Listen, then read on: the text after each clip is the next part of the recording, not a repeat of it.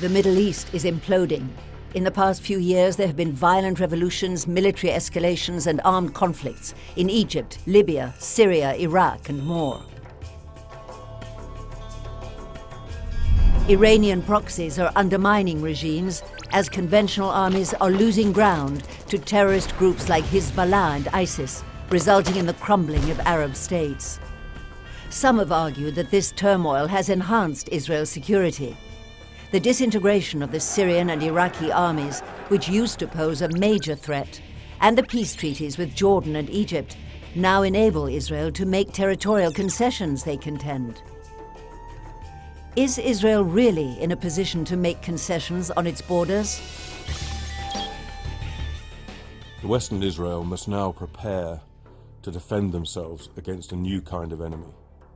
The terrorist groups gaining power in the Middle East today are not like those of the past, comprised of small, secretive cells carrying out hijackings, shootings and suicide bombings. We're now confronting terror armies. The British Army faced this threat in Iraq and Afghanistan, and Israel is facing these threats along all of its borders. That's why strategic depth as a key to defensible borders is still crucial as a first line of defense. Hamas in Gaza has evolved from an underground terrorist group into the ruling regime and a formidable military force. With army bases, former lines of command, fighting brigades, special forces, including naval commandos, offensive tunnels, thousands of rockets, anti-tank and anti-aircraft missiles. The same goes for ISIS and Hezbollah, who have armored vehicles, advanced artillery, missiles, drones, and more. Hezbollah, which is deployed along Israel's northern borders, has already threatened to invade the Galilee in the next war. All of that is a proof of the importance of having defensible borders.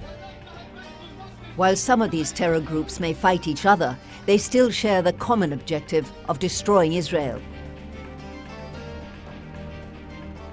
They flaunt violations of accepted humanitarian norms that oblige all those involved in armed conflict.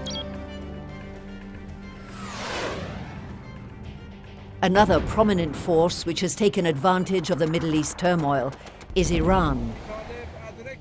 In Iran's attempt to achieve regional supremacy, the Islamic Republic has financed, armed, and mobilized expeditionary forces to topple governments, seize territories, and tighten their imperial grip across the Middle East. We're witnessing this Iranian-backed expansion in Yemen, Syria, Lebanon, and in other places. And these forces are currently encircling Israel.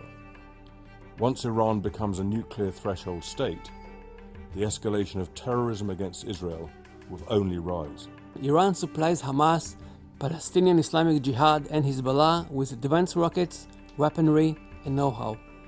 Once it becomes a nuclear threshold state, Tehran will be able to back Hezbollah and other Shiite militias with a complete impunity, as countries would hesitate to retaliate in fear such actions may escalate into a nuclear war. In addition, we cannot rule out the options of Iran transferring nuclear technology to its Middle East proxies.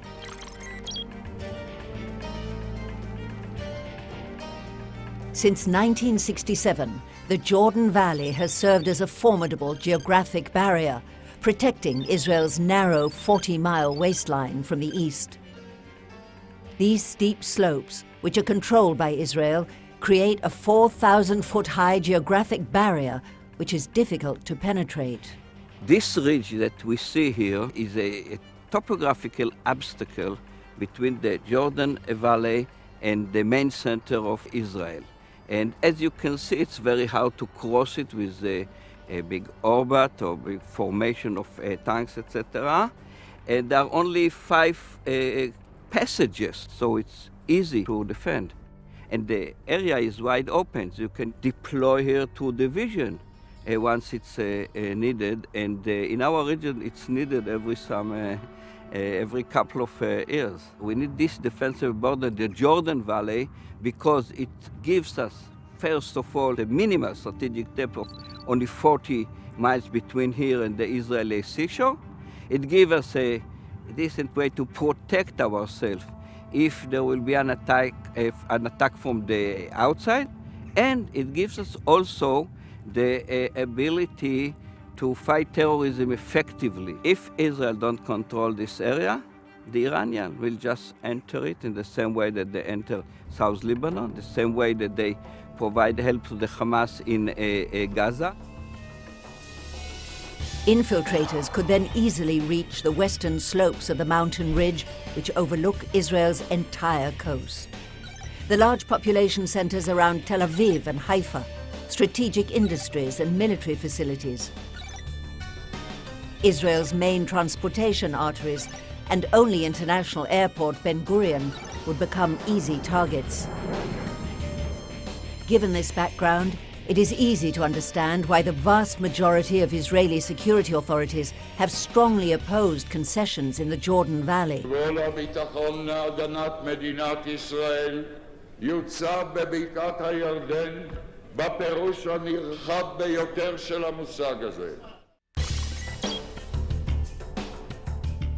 Moving up north along the Jordan Valley, we reach Mount Hermon and the Golan Heights, from which Israel can watch the Syrian civil war unfold.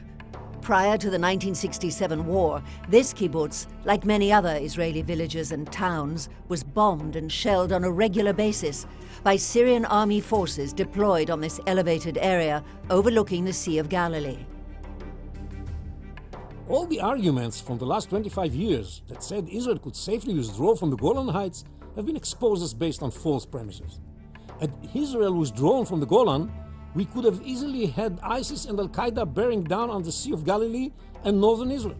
Iran is also making gains on the Syrian border in the Golan in order to turn it into a base for attacks against Israel as part of its national security doctrine that sees value in engaging Israel in constant conflict.